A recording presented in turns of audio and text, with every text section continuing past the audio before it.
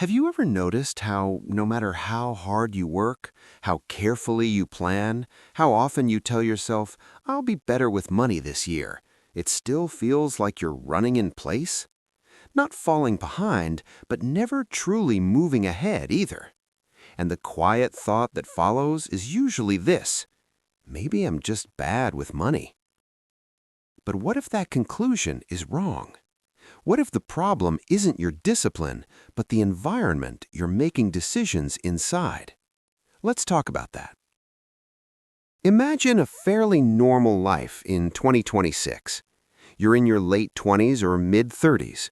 You live in a US city or maybe somewhere in Western Europe. You're educated, you work hard, you earn what older generations would have once called a good salary. After tax, maybe you take home $3,500 a month, or 2,800 euros, or 2,400 pounds.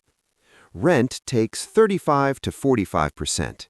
Transport, insurance, food, utilities, phone, subscriptions, and small quality-of-life upgrades take most of what's left. You're not reckless, you're not gambling, you're not shopping irresponsibly. And yet, savings grow slowly. Investing feels distant. One unexpected expense can wipe out months of progress. From the outside, your life looks stable. From the inside, it feels financially fragile. So, the question becomes, if millions of intelligent, responsible people feel the same pressure, is it really an individual failure? Or is it something systemic? The modern financial system is built on one powerful assumption, that constant consumption is normal. Everything around you reinforces this. Advertising doesn't just sell products, it sells identity. Not buy this phone, but this is who successful people are. Not get this car, but this is what adulthood looks like. Not take this loan, but this is how you start your life. And psychologically, the human brain is extremely sensitive to social comparison. We don't measure our well-being in absolute terms. We measure it relative to peers. So when your colleagues upgrade apartments, when your friends travel more, when social media quietly shows a higher lifestyle as standard, your brain doesn't interpret that as marketing. It interprets it as falling behind. Not financially, socially. And social threat feels urgent, much more urgent than long-term financial security. So, you make decisions that are emotionally rational, even if mathematically suboptimal. A slightly nicer place, a slightly better car, a few more lifestyle upgrades because I can afford it now. Each choice feels small, each payment feels manageable. But the system is designed that your baseline keeps rising faster than your wealth. Let's look at the quiet math. If your income rises by 5% a year, but your lifestyle rises by 7%, you are working harder and getting poorer at the same time. Not in absolute terms, but in freedom. Because wealth isn't about what you earn, it's about what remains under your control. And the system gently nudges you to give up that control early. Student loans normalize debt at the beginning of life. Mortgages normalize 30 years of fixed obligation. Car financing normalizes perpetual monthly commitments. Subscriptions normalize permanent leakage. None of this is framed as danger. It's framed as normal adulthood.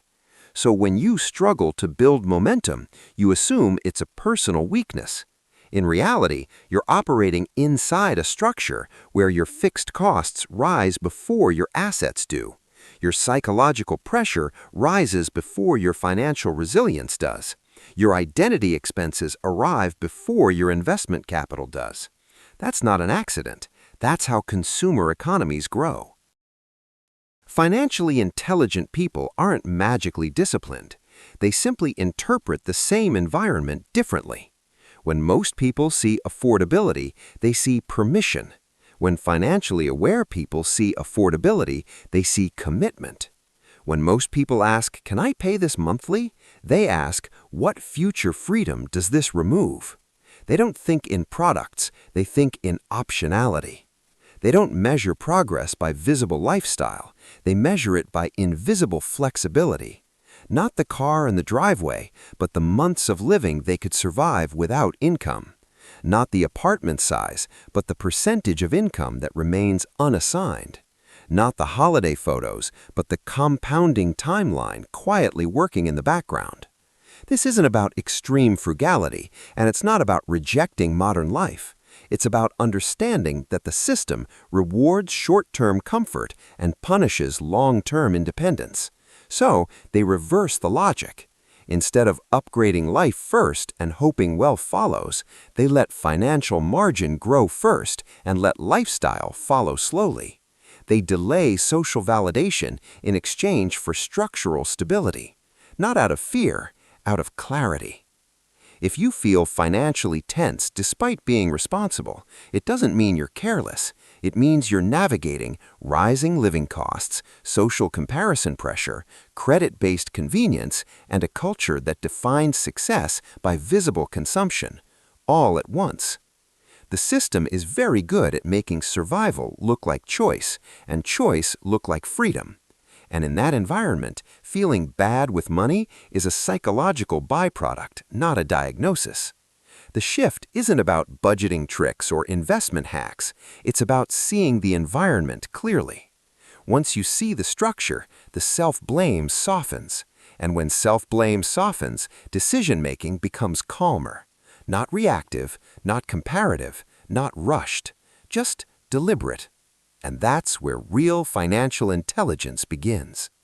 If this perspective helped you see your situation more clearly, you can support the channel by liking the video or subscribing.